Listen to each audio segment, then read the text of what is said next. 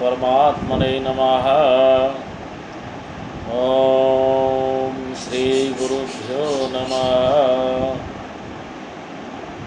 ओम यं ब्रह्मा वरुणेन्द्र रुद्रमरुताः स्तुन्वन्ति दिव्यस्तवैर्वेदैः साङ्गपदक्रमोपनिषदैर्गायन्ति यं सामगाः ध्यानावस्थिततद्गतेन मनसा पश्यन्ति यं योगिनो यस्यान्तं न विदुः सुरासुरगणा देवाय तस्मै नमः। ऐसे परम ब्रह्म को हम नमस्कार करते हैं जो अनंत स्वरूप में विराजमान है, जिसका स्वरूप सारी सृष्टि में समाया हुआ है, कण कण में, पेड़ में, पौधों में, जीव में, जंतु में, हम में, आप में। लेकिन हम उनको पहचाने कैसे? भगवान का नाम जपते हुए हम इस सृष्टि को देखें तो ये सृष्टि हमको परम ब्रह्म स्वरूप में दिखाई देगी और हर जगह कोई न कोई विशेषता दिखाई देगी और वो परमात्मा के दर्शन प्राप्त होंगे जो आदि से अंत तक हमेशा अजर और अमर है। वह परमात्मा भक्ति से दिखाई देता है, ज्ञान से दिखाई देता है। ज्ञान कहाँ से मिलता है? ज्ञान भक्ति से मिलता है। भक्ति कहाँ से मिलती है? भक्ति मिलती है महापुरुषों का आचरण करने से, गुरु की सेवा करने से और वेद शास्त्र पढ़ने से, संसार को अपना समझने से, हर जीव में प्रेम रखने से इंसान को ज्ञान मिलता है। ऐसा ज्ञान मिल जाने पर जीव को अनुभव होगा, आपको, हमको, सबको अनुभव होगा कि परमात्मा आप में, हम में, सब में परम आनंद स्वरूप से समाया हुआ है। उस स्वरूप को देखते ही जाइए, देखते ही जाइए, तो आपको भगवान का विराट स्वरूप का दर्शन होगा।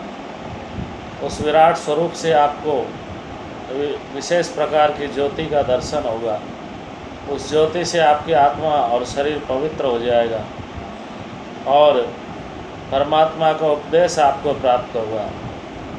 इस गति को प्राप्त करने के लिए, इस शक्ति को प्राप्त करने के लिए जितना भी समय लगे, इस संसार को त्यागते हुए, यानी मोह माया को त्यागते हुए उस परमात्मा की शरणागति में रहें और उस परमात्मा का नाम जपें, तभी वो परम ब्रह्म जो हर स्वरूप में विराजमान है वो आपको अपना सकता है और अपना बना करके अपने में समावेश करते हुए आपको ज्ञान दे करके अपने जैसा बना सकता है। इसलिए उस परमात्मा को कभी भी न भूलें जो हमारे सामने प्रकट है, हमारे पास में बैठा हुआ है। हम जहाँ बैठे हैं वहीं है, हमारे आसन के पास में ही है, हमारी आँखों में है, हमारे शरीर में है, हमारे दिमाग में है, मस्तिष्क में है। लेकिन हम ये जो मोह माया के चक्कर में फंसे हुए हैं, ये चक्कर हमको भटका देते हैं। हम ये नहीं समझते कि हर जीव को भगवान ने शक्ति दी है तो वह अपनी शक्ति से इस संसार में रह सकता है।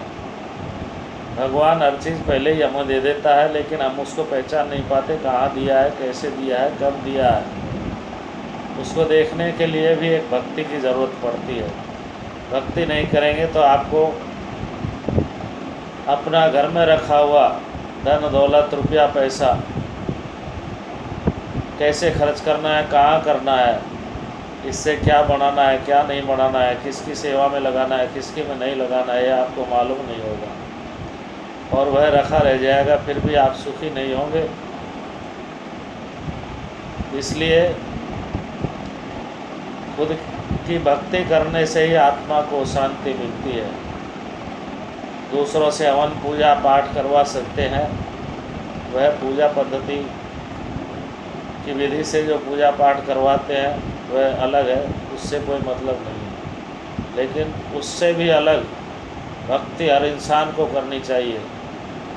जो भक्ति करता है वह शक्ति को प्राप्त हो जाता है और इस संसार में शक्ति स्वरूप होकर के आनंद स्वरूप अपना जीवन व्यतीत करता है और भगवान की विभिन्न लीलाओं का दर्शन करते हुए उनमें समावेश होता हुआ परमानंद परम ब्रह्म को प्राप्त हो जाता है। वही परम ब्रह्म चाहता है कि कोई मुझ जैसा हो। कोई भी महापुरुष चाहता है कि हर इंसान ज्ञानी बने, ध्यानी बने, योगी बने, तपस्वी बने। इसलिए ऐसा बनिए, आपको आनंद मिलेगा, हमें आनंद मिलेगा, आपके आसपास के लोगों को आनंद मिलेगा और आपकी सृष्टि को आनंद मिलेगा। इस सृष्टि को एक स्वर्ग बना लीजिए, यही हमारा कर्तव्य है और इसीलिए हम संसार में पैदा हुए हैं। आपस में लड़ना भिड़ना, दुखी होना, दुखी करना, एक दूसरे की निंदा करना, द्वेष करना और ईर्ष्या करना, ये सब संसारिक जीवन के लक्षण नहीं है, ये भटकाने वाले हैं। इनसे सबसे दूर रहिए। दिन में 2 घंटे, 5 घंटे, 10 घंटे, 12 घंटे अलग रह कर के अपना जीवन व्यतीत कीजिए, लेकिन इन दुराचरणों से अलग होना सीखिए।